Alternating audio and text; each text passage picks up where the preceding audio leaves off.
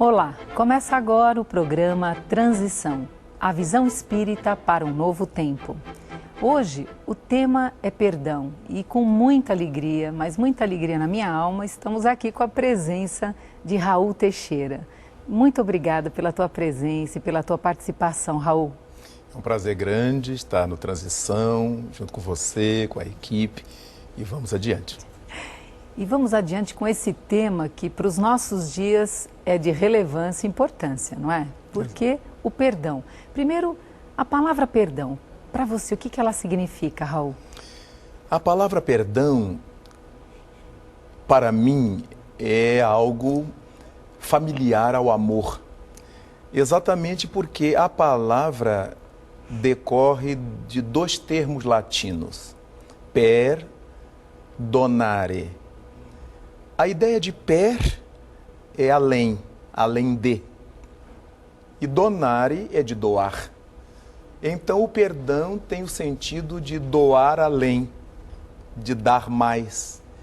E quando pensamos nisto, Delmar, ficamos pensando na grandeza de Jesus Cristo ao nos propor o perdão como essa capacidade de dar algo mais, de dar um pouco mais de nós.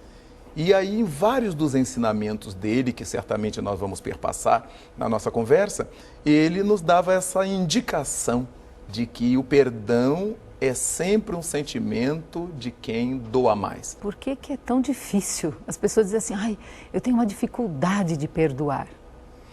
Essa dificuldade em perdoar, ela é bastante compreensível, exatamente por causa dessa deficiência do entendimento do que seja perdoar.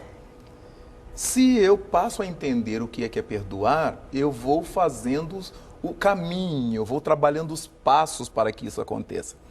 Quando nós encontramos no Livro dos Espíritos a ideia kardeciana de que o entendimento que Jesus tinha da palavra caridade incluía o perdão, benevolência para com todos, indulgência para com as faltas alheias e perdão das ofensas, nós começamos a entender que o perdão é uma das facetas daquilo que nós chamamos de caridade, que segundo Paulo de Tarso é o amor dinâmico, o amor em ação, o amor em movimento. Não existe ideia de caridade parada, estacionada. Caridade é amor em ação. Raul, no dia a dia, nesse momento em que vivemos, planetário, eu diria até, existe uma confusão. Eu gostaria que você esclarecesse uma diferença entre desejo de justiça e desejo de vingança. Essa é uma questão bastante importante e muito atual, porque nós verificamos em toda parte as pessoas sempre pleiteando justiça. Justiça para si, justiça social, justiça disso, justiça daquilo. Mas a mentalidade coletiva, naturalmente a composição da mentalidade, das mentalidades individuais, nos mostra que, em verdade, nós não temos ideia propriamente do que a gente está pedindo. Porque quando muitas vezes nós pedimos justiça, o que a gente quer é ver o outro ser punido por aquilo que nos fez ou pretensamente nos tenha feito. De modo que, quando nós queremos justiça, nós entregamos a justiça a quem a realiza. Se é na terra, a gente entrega a justiça àqueles que são árbitros dela. E se é uma questão de justiça divina, nós deixamos com as leis de Deus a resolução do problema. Nada obstante, quando alguém fala que quer a justiça, ela quer ver a realização da justiça, como se sentisse a criatura saciada ao ver que o outro pagou. E aí nós dizemos assim, viu? Tardou, mas não falhou. Agora eu estou satisfeito. Quando nós temos esse tipo de sentimento, que às vezes verbalizamos dessa maneira, isso não é justiça o que a gente quer, é vingança. Daí muitos partirem para vingar-se com as próprias mãos. Fazer justiça com as próprias mãos não é fazer justiça, é vingar-se. De modo que a nossa sociedade, a partir de um aprendizado das lições do cristianismo de forma muito incorreta, vem trabalhando esses valores de forma incorreta. E nós vamos passando para as gerações seguintes a ideia de que O exercício da justiça passa pelo exercício da violência, porque não deixa de ser violência quando eu quero que a justiça seja feita para me saciar e não para que o errado se redima. A justiça deve ser feita para que a pessoa que errou tenha a chance de se recuperar. Se isso não ocorre, eu quero apenas ver o fim da criatura, ou quero vê-la detida, isso é um sentimento violento de vingança. Na tua resposta me ocorreu aqui uma lembrança de que, nesse sentido, a justiça ela está muito mais para a lei de talião, né? Olho por olho, essa talvez é a confusão, quer dizer, um condicionamento milenar de olho por olho, dente por dente. Então, quando se fala em senso de justiça, ainda se reflete essa antiguidade, né, comportamental, em que o sujeito arrancou um dedo, terá seu dedo arrancado. Cortou o braço de alguém, terá o seu cortado. É dente por dente, olho por olho. Mas a proposta do cristianismo de Jesus Cristo é a da misericórdia. Quando ele propõe que a gente dê a outra face a quem nos bateu numa, vejamos que coerência com o perdão, doar mais. Alguém que nos agrediu de fora para dentro, nos bateu numa face, a gente mostra a outra, a nossa face de dentro para fora. Não é dar o outro lado do rosto, senão o sujeito nos arrebenta. Sim. É dar o nosso entendimento. A proposta do Evangelho é esta. Aquele que nos agredir de fora para dentro, ou que nos diga coisa, ou que nos fira mesmo fisicamente, nós possamos dar esse entendimento que é a outra face, é o outro lado nosso, o outro lado da moeda. Alguém que te pedir caminhar 1000 passos, caminha 2000. Olha a ideia de dar além, a ideia de perdoar. Uma pessoa que nos exige caminhar 1000 passos, ela nos cansa. É a pessoa que nos exige muito, a gente faz um pouco mais. Quem te pedir a capa, olha, alguém que nos pede a capa vai nos deixar desconfortados. Dá também a túnica. Sim. A ideia de Cristo sempre de darmos um pouco mais do que aquilo que nos foi pedido. Até chegarmos ao momento em que o evangelista Lucas nos diz que quando nós fizemos apenas aquilo que nos foi pedido, o que era nosso dever, somos servos infiéis. Uau! Então é importante mostrarmos com isso que a ideia do perdão ela está introjetada nos ensinamentos variados de Jesus. Quando ele nos diz, por exemplo, isso, de dar a outra face, caminhar mais 1000 passos e dar a túnica a quem nos tenha pedido a capa, é a ideia do dar mais, do dar além, é a ideia de perdoar.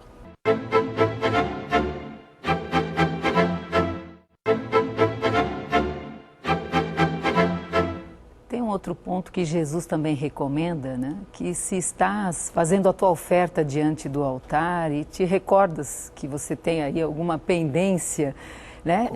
Com o irmão, para ali a tua oferta, a tua oferenda, vai, reconcilia-te com teu irmão e depois você volta. O que você tem a dizer dessa? Este é um dos belíssimos ensinamentos da Boa Nova, porque nós costumamos ter duas faces para a religião.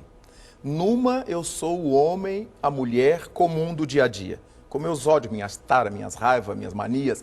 E outro, eu tenho aquela carinha piedosa para levar a minha oferenda ao templo. As pessoas caminham devagar, falam manso, chamam todo mundo de irmãozinho, mas carregando por dentro aquela malquerença, aquela tormenta, aquela mágoa. Quanta gente acompanhando seus cultos religiosos ou fazendo suas práticas religiosas que não fala com seu pai, com sua mãe há anos, que não conversa com o irmão, que está de mal com o vizinho, que está de mal com não sei de quem. Então é importante Jesus Cristo dizer que antes dessa atividade do culto exterior, porque levar a oferenda ao altar é o culto exterior, que nós realizemos esse culto interior da verdade. Nada nos valerá a mise-en-scène que a gente faça para que os outros vejam, se não resolvemos as pendências que estão dentro de nós. Melhor que não levemos nada ao altar, mas trabalhemos esse altar íntimo, que é o nosso ser interno. É ali que residem as verdades. Nós sofremos ou deixamos de sofrer, não pelas coisas exteriores, mas pelo que carregamos por dentro. Como Cristo nos disse que o reino dos céus não tem aparências externas, mas está dentro de nós, o inferno também está dentro de nós. muitas vezes aquela aparência de religiosidade que as pessoas têm, esconde sua tormenta interior. Mas essa tormenta decorre, Delmar, do fato do indivíduo muitas vezes não ter coragem de romper com determinadas situações que ele próprio cria. E aí ele fica trabalhando com essa dupla face. E como Jesus Cristo diz que não se pode servir a dois senhores, aí ficamos no imbróglio danado. Eu tenho que escolher a qual senhor eu quero atender. Aquele que me manda colocar coisas sobre os altares, simbolicamente falando, o culto exterior, e aquele que me manda realizar por dentro, falar com o Pai em secreto, o Pai que vê o que se passa em secreto. Então, nossa vida íntima é muito mais rica do que a nossa exteriorização. Por isso, o perdão, para ser de fato essa virtude excelente, filha da caridade, tem que partir de dentro de nós, senão complica muito a nossa postura. Raul, uma vez que a pessoa, um ofendeu o outro, aí o outro pede perdão, o outro perdoa, essa questão do perdão, o fato de alguém ter me perdoado, eu estou isenta da responsabilidade? Ah, não, de maneira nenhuma. O Evangelho nos diz, por exemplo, perdoados, mas não limpos. Aquela criatura que nos haja perdoado de alguma falta por nós cometida, ela está livre de nós, mas nós não estamos livres da falta que cometemos. É como se devêssemos alguma coisa ao governo e ele nos perdoasse a dívida, mas nós sabemos que continuamos devendo ao governo, porque o dinheiro não é do governo, é da comunidade, é da população, é da sociedade. Então, é muito importante verificarmos isto, que eu sou perdoado por alguém e esse alguém demonstra sua grandeza e está livre de mim, mas eu não estou livre do meu próprio erro. Daí a importância de nós aprendermos a perdoar, porque nós ficamos livres dos problemas. Agora, quem cometeu a dívida é que vai se dar conta com ela. Nesse particular, Delmar, há uma questão muito importante que é sempre bom frisarmos. Muita gente estabelece que para que perdoemos, nós temos que esquecer daquilo que nos foi feito. Aí eu aprendi isso, Raul. Eu aprendi que, bem assim, perdão é igual a esquecimento das ofensas. Só quem está sofrendo de Alzheimer é que perde a memória das coisas atuais. Como é que uma mãe que teve um filho assassinado, por exemplo, para perdoar o assassino, tenha que esquecer do assassinato? Não tem lógica? Impossível. Como é que um operário perde seu braço, sua mão numa máquina por mau cuidado do patrão? E como é que ele vai esquecer desse maltrato do patrão cada vez que olhar o coto, cada vez que olhar a falta do membro? Quer dizer, não é lógica, não é racional a ideia de que para se perdoar tem-se que esquecer. Um exemplo muito rápido e muito genérico nos ajudará a compreender isto. Quando nós somos crianças e muitas vezes cometemos desatinos em casa, quebramos uma coisa da mãe, o vaso de porcelana que ela comprou com tanto sacrifício, levamos aquela coça, aquela sova, somos postos de castigo. E naquele período, tanto a mãe está com raiva do filho, porque ele deu um prejuízo, quanto o filho está com raiva da mãe, porque foi agredido por ela. E esse estado continua durante um tempo, até que ele vai crescendo, o filho vai crescendo. Também sua mãe vai amadurecendo experiências e quando o filho se torna adulto, ele conversa com a mãe. Mãe, você se lembra quando eu quebrei seu vaso de porcelana? E a mãe diz, você era muito danado. A coisa está agora conversada em outro nível. Nem ela guarda a mágoa de ter tido prejuízo, nem o filho a raiva por ter levado a sova de sua mãe. Ninguém esqueceu do fato. Mudou-se o valor atribuído ao fato. Então, quando nós perdoamos alguém que nos ofende, eu não esqueci a ofensa. Eu passei a entender melhor o ofensor, a indulgência que eu exercito. Compreender por que é que ele fez aquilo. Se eu estivesse no lugar dele, teria feito diferente. Quando chegamos a esse nível, somos capazes de perdoar. Por isso é que não conseguimos fazê-lo sem a benevolência e sem a indulgência. Como é que eu perdoo alguém sem compreender que as pessoas são passíveis de errar quando as circunstâncias a levam para isto. De modo que, para que a gente perdoe, não há necessidade de esquecer. Precisaremos, isto sim, dar um valor diferente àquilo que as pessoas nos fizeram. Como a criança que, depois de crescida, conversa com seus pais a respeito do vaso quebrado e da sova que levou, do castigo que sofreu, e ambos se riem daquele período que passou de tanta tensão dentro de casa. Raul, tem uma questão também que é bastante importante, porque ainda não é natural em nós o perdoar e o ser perdoado. Nós vamos fazer uma pequena pausa e voltamos já já com você, com esse tema, perdão, e com a presença de Raul Teixeira. Até já!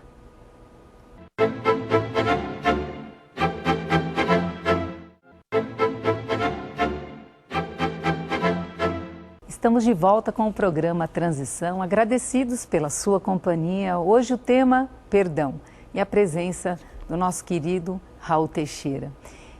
Raul, deixei uma pergunta no ar, que é essa questão do perdão. Eu falei a dificuldade daquele que perdoa, aquele que não se sente perdoado, enfim, essa questão ainda ela é muito nova. Então, como incorporar, como deixar fluir mais naturalmente o perdão?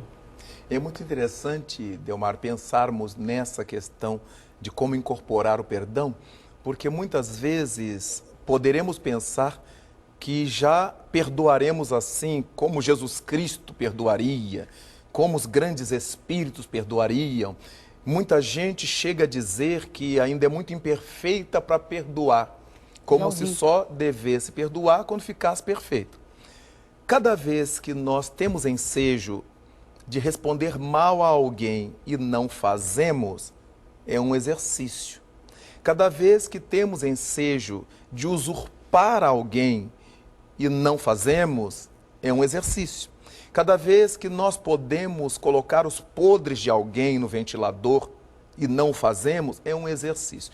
O perdão não nasce inteiro, o perdão. Ele vai se compondo das nossas pequenas atitudes de fazer o bem.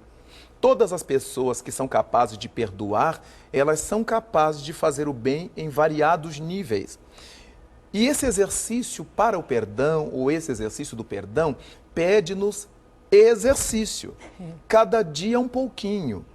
Então o Evangelho nos diz que nós podemos errar por pensamentos, por palavras e por atos. Chegará um tempo em que nós ainda pensaremos bobagens contra alguém, teremos um sentimento de vingança lá no pensamento, tomara que aconteça isso, isso ainda vai acontecer, e gradativamente nós vamos ficando só nesse nível, porque agora as pessoas pensam mal, se armam e fazem mal. As pessoas pensam mal, se armam e falam o mal que estão pensando. A gente ainda vive assim. Mas vai chegar o dia em que nós só pensamos, porque depois que a gente estiver no nível do apenas pensar, será mais fácil chegar a pensar o bem, trabalhar a cabeça. Ainda estamos no período da besta, em que a criatura sente alguma coisa contra alguém e avança. Sim. Ou avança para revidar, ou avança para falar mal, para xingar, para dizer impropérios. E há aquelas pessoas que guardam para si, para lavar em casa. Ainda existe a mentalidade de muita gente de que não se leva desaforos para casa. Sim. Mas é para casa que se deve levar. Porque em casa a gente conversa com alguém, a gente dialoga, a gente chora e as coisas ficam aclaradas. Conversando com alguém, um parente, a esposa, o marido, o filho, o pai, o irmão, esse alguém nos diz, não, deixa isso para lá. Nos acalma, nos tranquiliza, diminui o valor que a gente estava dando àquela agressão, àquela ofensa. Mas se ficarmos só conosco guardados, retidos, aqueles sintomas, certamente que nós vamos acabar dando vazão, porque a cabeça vai trabalhando e nesse particular entram as induções negativas das trevas, a influenciação negativa dos inimigos da luz, que nós chamamos de obsessores, de encostos, os nomes são variados, mas são espíritos sombrios, que são oportunistas. Eles não criam a situação, mas alimentam a situação que nós criamos. Sim. E acabamos por realizar uma bobagem. Então hoje você faz uma ameaça a alguém e não conversa com ninguém mais, não renova os pensamentos. E essa ameaça feita vai se concretizando no nosso pensamento até que nós a concretizamos no mundo físico, no mundo prático. Daí, nós aprendermos a importância de nos confessarmos uns aos outros, como nos propõe o Evangelho. Daí a necessidade de nós falarmos para aqueles que amamos dos nossos sentimentos. Eu estou sentindo raiva de fulano, eu estou tão desgostoso com fulano, desgostosa com Beltrano, porque vamos ouvir da outra parte alguma coisa que nos vai desestabilizar naquele sentimento ruim. Nunca o perdão em nós nascerá inteiro. O perdão será uma composição. Como a bela sinfonia que nos emociona é a composição de várias notas. Uma nota sozinha possivelmente não diga nada, mas a composição delas nos dá a sinfonia, nos dá alguma coisa bastante eufônica para agradar-nos interiormente. Então, isso me sugere aqui uma lembrança que o perdão começa, está difícil perdoar, começa desculpando, quer dizer, eu posso desculpar, que é um princípio que depois ele pode ir vai se amadurecendo e ampliando. É importante, Delmar, pensar que no Evangelho segundo o Espiritismo, o espírito da irmã Rosália chega a dizer uma expressão ainda mais interessante, ela diz assim, que é importante tolerarmos-nos uns aos outros. Porque quando a gente tolera, a ideia do tolerar é clara de que a gente está fazendo esforço. A ideia de tolerar é de suportar, é de segurar. Então, a gente começa assim. E eu gostaria muito de dizer umas coisas, mas eu não vou dizer. A situação pede, fulano precisava ouvir isto, mas não será de mim. Então, dessa maneira, eu vou segurando, eu vou suportando, eu vou tolerando. E é da tolerância que os outros sentimentos mais sutis vão aparecendo. Eu vou tendo tempo de pensar no outro, de ser indulgente com o outro. Quantas vezes eu já terei dito isso para alguém e a pessoa não me respondeu, não me agrediu? Por que eu agora quero agredir? E vamos nos colocando no lugar do outro. É muito importante percebermos esse lado psicológico da questão, da simpatia que a gente tem por alguém ou por alguma causa, mas ao lado da simpatia, que é alguma coisa que a gente pode ter à distância, a empatia é algo mais importante. Sim. Eu me colocar no lugar do outro. Eu posso ser simpático a eles? Não, ele está certo. Mas ele está lá, eu sou simpático a ele, mas eu não sofri o que ele fez. Mas quando eu sofro o que ele fez e me ponho no lugar dele, a quantas pessoas eu já fiz sofrer com os meus atos? Então, os bons espíritos dizem assim, na mesma casca de banana em que os outros caem, você cairia se nela pisasse. Verdade. Então, como eu não sofri o problema do outro, eu estou cheio de teorias maravilhosas para o outro. Não, você tem que perdoar, você tem que fazer, mas como que tem? Eu não sei das resistências morais do outro, eu não sei dos valores espirituais que o outro carrega em si. Quando ocorre comigo, aí eu digo, mas logo comigo, não, agora eu tenho obrigação, porque eu pregava tanto para os outros, eu propunha tanto essas virtudes para o outro. Suas considerações finais sobre auto-perdão. O auto-perdão ocorre quando começamos a entender, como nos ensinam os bons espíritos, que na Terra nós somos quais soldados num campo de batalhas. Há combates que a gente perde, há combates que a gente ganha. O mais fundamental não é nada disto. O mais fundamental é o número de combates que a gente ganha diante daqueles que a gente perdeu. A partir daí, nós trabalhamos o auto-perdão, o gostar de nós mesmos, o respeito a nós próprios, o fugir dos vícios, quaisquer que eles sejam. Aqueles que nós mostramos para o exterior, aqueles que nós cultivamos dentro da alma. Os que forem mais fáceis, começamos a batalhar por eles, para que vamos ganhando força de trabalhar os mais complexos. O programa Transição chegou ao seu final, mas você vai continuar na sintonia, porque vamos estar juntos no próximo Transição, a visão espírita para um novo tempo. Até lá!